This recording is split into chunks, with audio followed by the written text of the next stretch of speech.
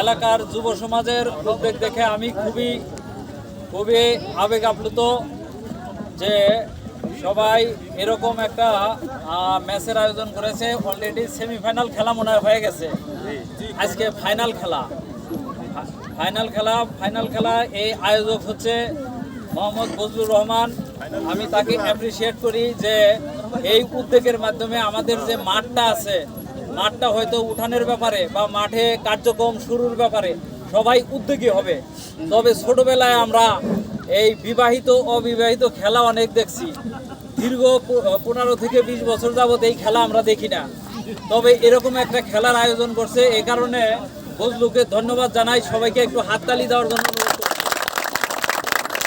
তবে খেলাটা এরকম হবে যে বিবাহিতদের প্রতি আমার অনুরোধ থাকবে যে তাদের খেলা দেখা অবিবাহিতরা যেন অন্তত মনে করে আমাদের তাড়াতাড়ি বিবাহ করা উচিত।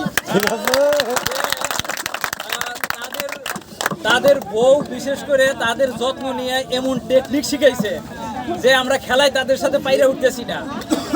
আর অবিবাহিতদের প্রতি আমার একটা অনুরোধ থাকবে, তাদের টেকনিক দেখে অন্তত বিবাহিতরা মনে করে আমরা জীবনে একটা ভুল কাম করে ফেলাইছি।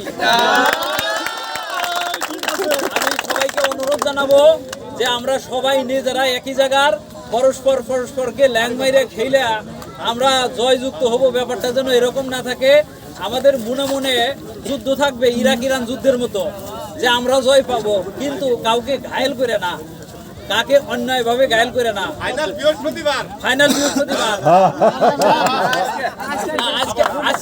আজকেই শেষ খেলা, আমরা এনজয় করবো। সবাইকে ধন্যবাদ। তাহলে আমরা খেলা শুরু